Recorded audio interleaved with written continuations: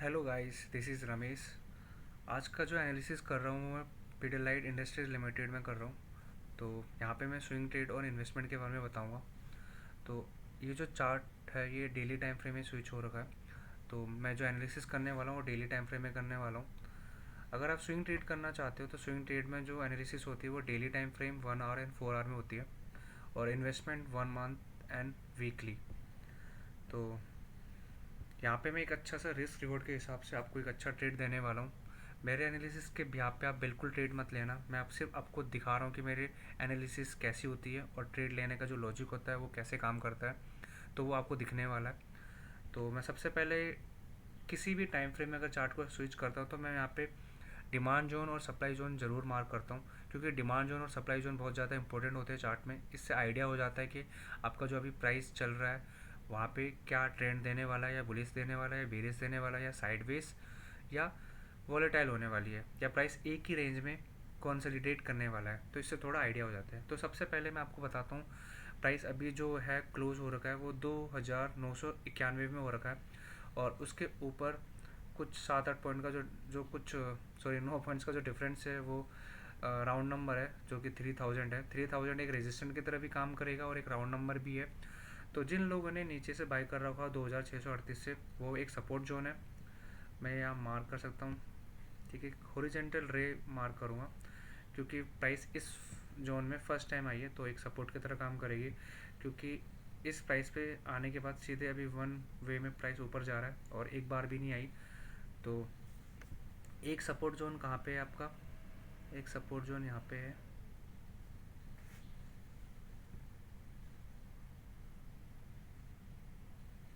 एक सपोर्ट जो जोन है वो है 2739 पे। ये भी मैं आपको जोन मार्क करके दिखा देता हूँ।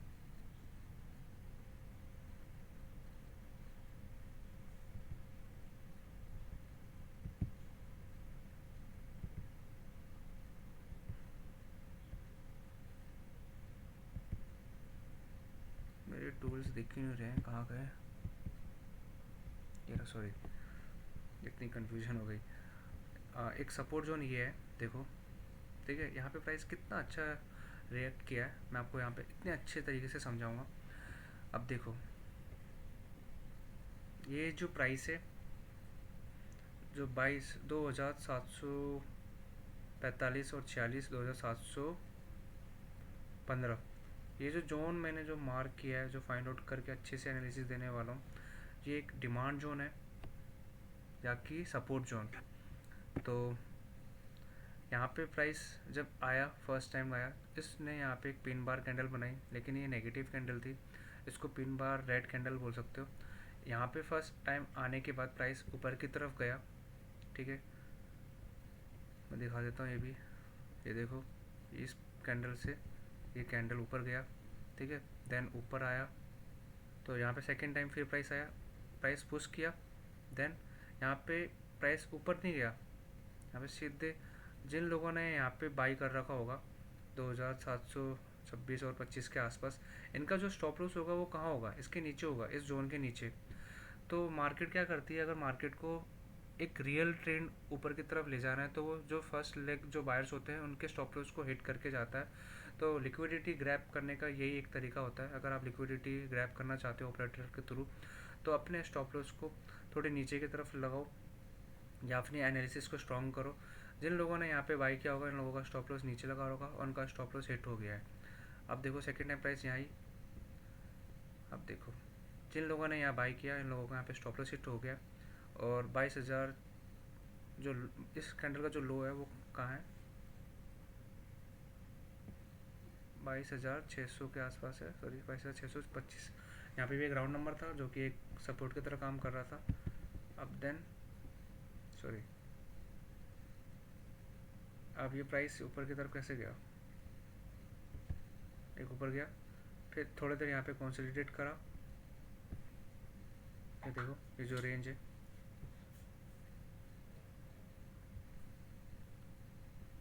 अब यहाँ पे प्राइस कंसोलिडेट करने का यहाँ पे क्या रीज़न था?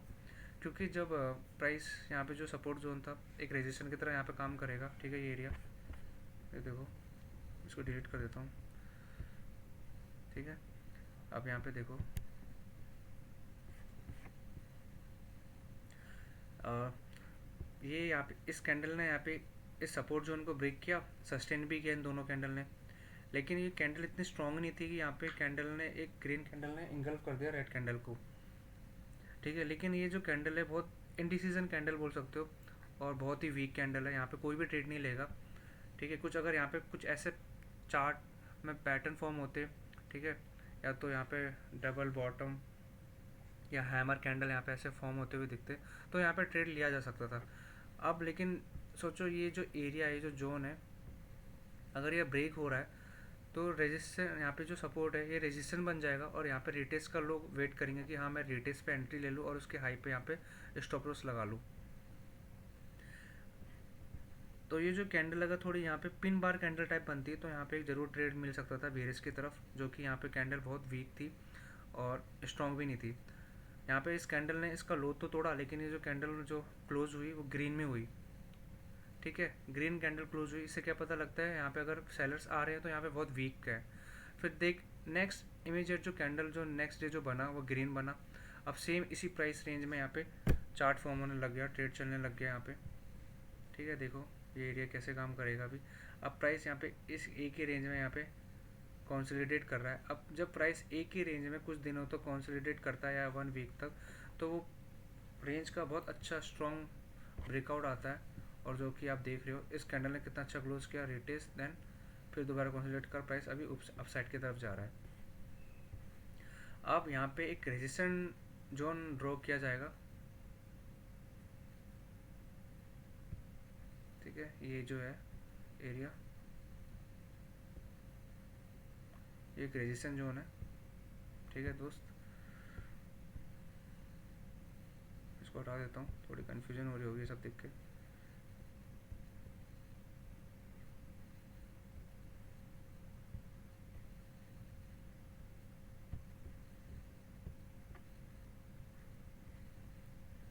एक सपोर्ट जोन ये है,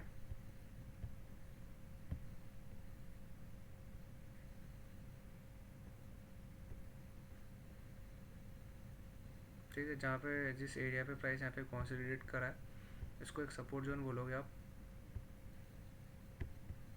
ठीक है, और ये इसको मैं, इस पैच को मैं रेड कर देता हूँ ताकि इससे थोड़ा आइडिया हो जाए कि हाँ ये जो जोन मार्क है वो रेजिस्टेंस जोन है। ठीक है, अब देखो फर्स्ट टाइम यहाँ पे प्राइस आई नीचे की तरफ, सेकंड टाइम प्राइस आई नीचे की तरफ, थर्ड टाइम प्राइस आई नीचे की तरफ। अब जब ये जोन ब्रेकआउट होगा फोर्थ टाइम जब ये कैंडल क्लोज करेगी तो कितने अच्छे मूवमेंट के साथ क्लोज करेगी, और यहाँ पे जो रिवॉर्ड है वो कितना ऊपर मिलने वाला आपको।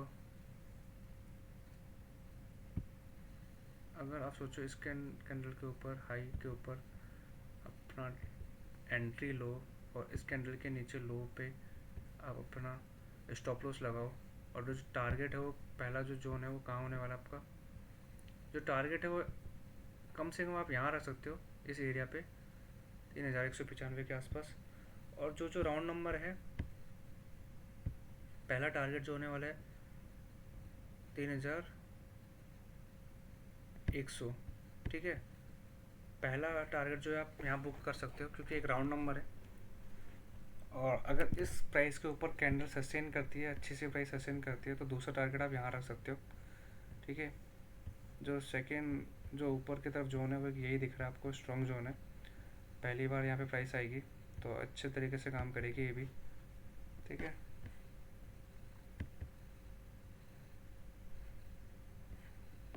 बाकी देखो आप यहाँ पे मैंने कैसे एनालिसिस करी है। ठीक है, पहला एक मैंने यहाँ पे डिमांड जोन मार्क किया डेली टाइम फ्रेम में, एक रेजिस्टेंस जोन अपसाइड की तरफ मार्क किया। ठीक है, अब प्राइस इसी रेंज में थी। अब यहाँ पे जो प्राइस आ रही है वो कितने अच्छे कैंडल के साथ क्लोज करेगी ऊपर। अगर प्राइस इसके ऊपर क्लोज करती है तब एंट्री लेनी है, अभी नहीं ले सकते हो एंट्री, क्योंकि अगर इस प्राइस के ऊपर बिल्कुल भी अगर क्लोज नहीं किया कि स्ट्रॉन्ग बुलिश कैंडल, तब तक आपकी एंट्री नहीं होनी चाहिए। स्टॉप लॉस जो होना चाहिए वो इसके नीचे रखोगे, क्योंकि आप छोटे स्टॉप लॉस पे काम करते हो और रिवॉर्ड अच्छा रखते हो, तो आपका यहाँ पे रिस्क रिवॉर्ड बहुत अच्छा बैठने वाला है। ठीक है, बाकी मैं इसको 4 आवर्स में भी स्विच करता हूँ। 4 आवर्स में क्या दिख रहा है मेरे को, 4 आवर्स में तो थोड़ा नेगेटिव दिख रहा है मेरे को। ये देखो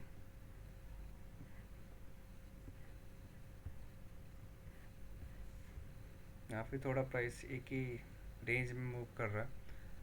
ये देखो, negative negative negative negative, bearish candle बने यहाँ पे, अब ग्रीन कैंडल फॉर्म हो रहा है। और ये जो ग्रीन ग्रीन कैंडल जो फॉर्म हो रहा है, एक तरीके का शूटिंग स्टार फॉर्म हो रहा है यहाँ पे।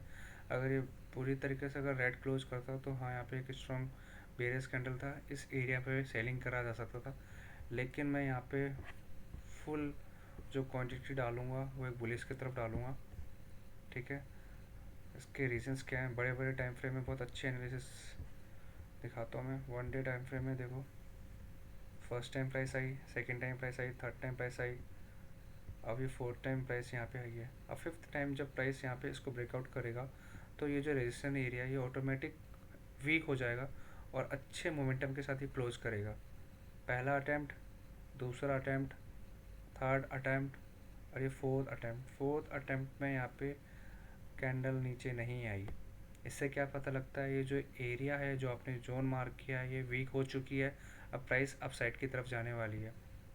तो पहला टारगेट यहाँ तक, ये देखो इसको भी आगे आगे करोगे तो देखो यहाँ पे एक जोन, दूसरा सेलर, तीसरा सेलर, फोर्थ सेलर, ठीक है। अब प्राइस यहाँ पे दोबारा आ रही है तो यहाँ पे एक रेजिस्टेंस की तरह काम करेगी, ठीक है।